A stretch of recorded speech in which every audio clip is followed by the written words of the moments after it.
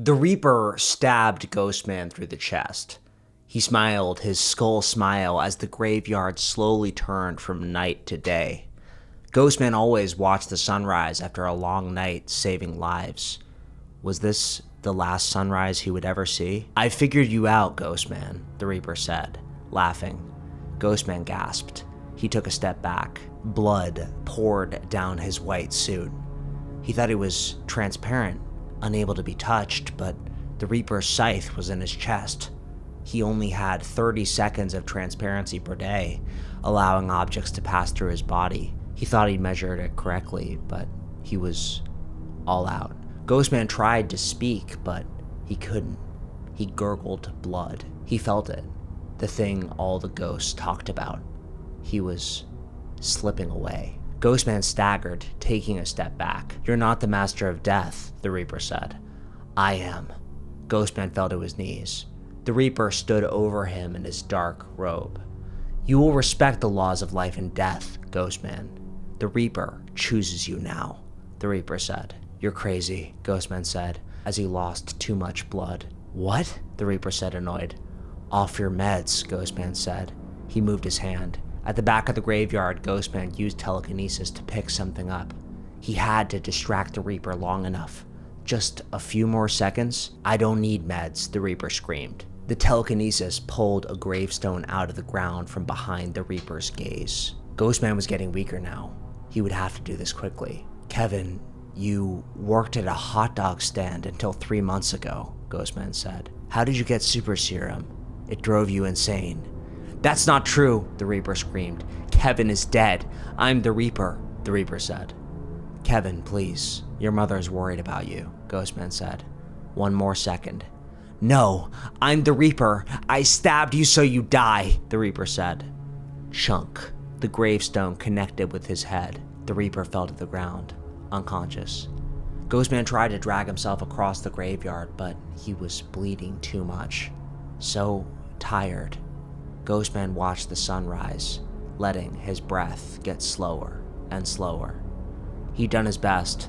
The Reaper wouldn't hurt anyone else. Ghostman had helped all the people he could. Now and always. He wondered if his daughter would forgive him for not being alive anymore. Maybe. Next to him, Dr. Insane walked out of a glowing red portal. He gasped, looking at Ghostman's body. Ghostman teared up from behind his sunglasses. The superheroes were here. He would live. "I can't let you leave," Dr. Insane screamed as Ghostman pushed himself out of bed covered in bandages. "You did a great job. I'm feeling better," Ghostman said, staggering through the door. He made eye contact with the Reaper, who was getting his head stitched together by one of Dr. Insane's nurses. That was the thing about Dr. Insane's hospital. Even though he was one of the good guys, he allowed his hospital to be a neutral ground for heroes and villains. Ghostman felt a little sorry for him. Ghostman walked down the high-tech hospital hallway. He staggered, almost collapsing on the floor. "Enough, Ghostman, please," Dr. Insane said. "You can't take another step." "No can do, Doctor," Ghostman said. He floated up, leaving his bandages falling behind. "You can rest for one night," Dr. Insane said. "Alexander's got it under control." "Alexander? Come in," Ghostman said. The radio buzzed, not answering. "I swear to God, if that kid didn't have the powers of a god, he'd be a bum living on the street," Ghostman said. "Do you trust him to keep the city safe?" Dr. Insane didn't say anything. He needed Alexander to take over. He wasn't strong enough, but he had to be. Ghostman's chest hurt, and his back, and several other places. But that was the thing with Ghostman. He was used to the pain. "Little ghost, I want to talk," a voice on the line said. An old voice. One Ghostman hadn't heard in some time. "Eamon Vask?" Ghostman said. Dr. Insane grit his teeth. "Where are you?" Ghostman said. "Follow the yellow brick road, ghosty," Vask said on his communicator. "Maybe then you'll find your child." Child. Ghostman paled. His daughter, Serena. The one he was so sure was dead. The one he never stopped looking for. "Gotta go," Ghostman said to Insane. He flew towards the window. "You can't. Demon, give me a mobility spell," Dr. Insane said. He took his shirt off and started dancing like a monkey. Ghostman suppressed a laugh, seeing this educated doctor do that. But He knew that's how Dr. Insane's magics work. Dr. Insane said he had to do punishments from a demon to use his magic. Ghostman was pretty sure he was just crazy, but there weren't many superheroes left alive. Beggars can't be choosers. That's the thing, Insane. You're too slow, Ghostman said. Dr. Insane's eyes glowed red, ready to cast his spell, when Ghostman telekinized him to the wall of the hospital, immobilizing him with one hand. Dr. Insane screamed out a spell and Ghostman froze. Dr. Insane fell to the ground, dusting himself off. Please, Ghostman, Dr. Insane said. You haven't slept in weeks. I can see it. I promise you the world won't end if you— No! Ghostman screamed. Ghostman flicked his wrist, sending a hospital gurney crashing into Dr. Insane, breaking his concentration. Ghostman flew out towards the window, to the sky, to find Vask, to find his daughter. Serena, I'm— Blam. The bullet pierced his back. Ghostman spiraled down the side wall of the hospital, turning upward to see One Eye, holding a sniper rifle pointed straight at him. Thought you'd try and get out, Vask said on his communicator as Ghostman's stitches burst open. He tried to stay flying, but he was really controlled falling now, falling to the ground. He had no transparency left. If Ghostman hit the ground, he would die. Shoot him again, One Eye, Vask said on Ghostman's communicator, not caring that Ghostman heard him. Insane. The roof, Ghostman said. The wind whooshed around his ears. One Eye aimed. His accuracy was superhuman and he had no morals. One Eye killed superheroes for the highest bidder. He'd been doing it for years. If he'd missed once, he wouldn't miss again. Ghostman's eyes glowed. Ghosts from all over the city flooded to him. As the king of ghosts, Ghostman could talk to them all. A ghost was only made when a dead soul wanted revenge, and he had a feeling. A security guard floated towards Ghostman as he fell. Tell me which gun he's using, Ghostman screamed at the ghost. The security guard ghost cried. I'm dead, the security guard said. The ground rushed forward. There was no time. Ghostman pivoted in the air and screamed. He hit the ground. Ghostman grunted in pain. He'd broken a few ribs and maybe his back, but his flight had stopped the fall. Blood. There was so much blood. Maybe Insane was right. He did need rest. Your friends aren't going to save you this time, Ghostman, Vask said, laughing on the other end of the communicator. Ghostman breathed out.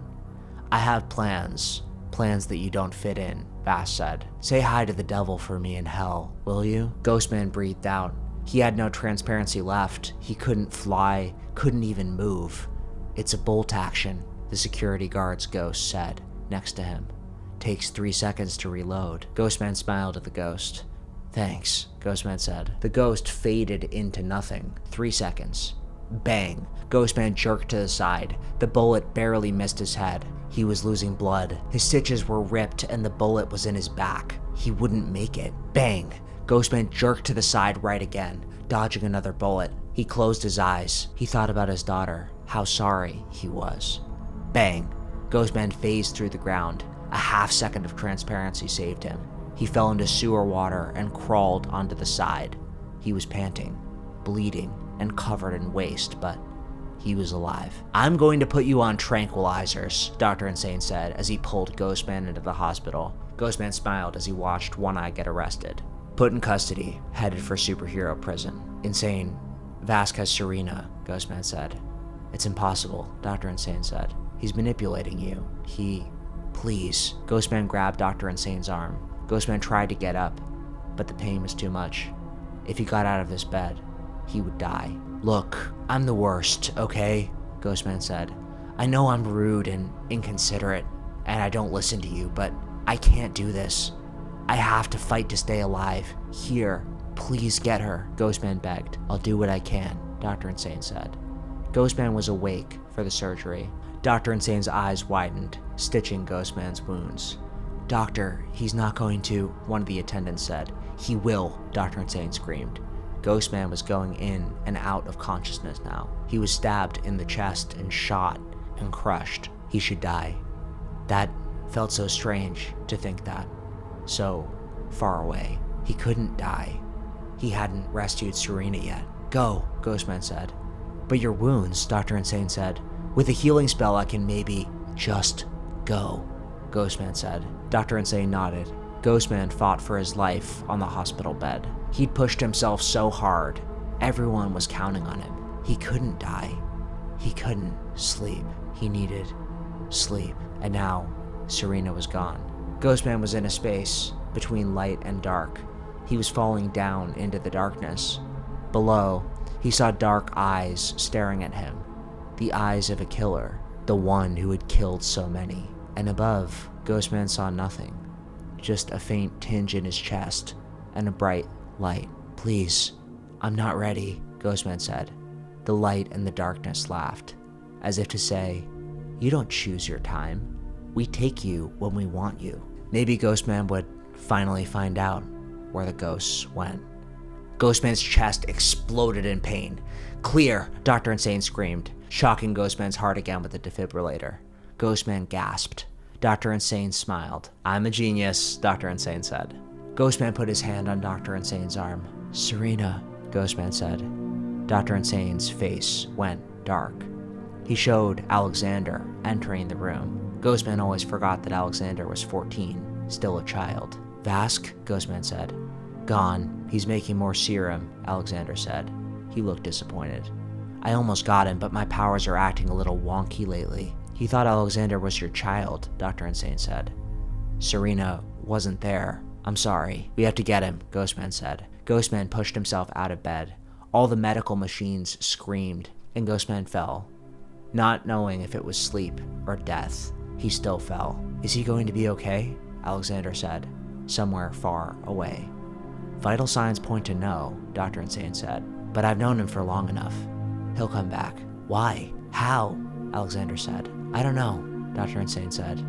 "He doesn't have healing abilities on my chart, but he shouldn't have been able to walk after that stab wound. As long as I've known him, Ghostman's always gotten up and kept going, no matter what." Ghostman slipped into the darkness, but even as he faded into it, he remembered Dr. Insane's words.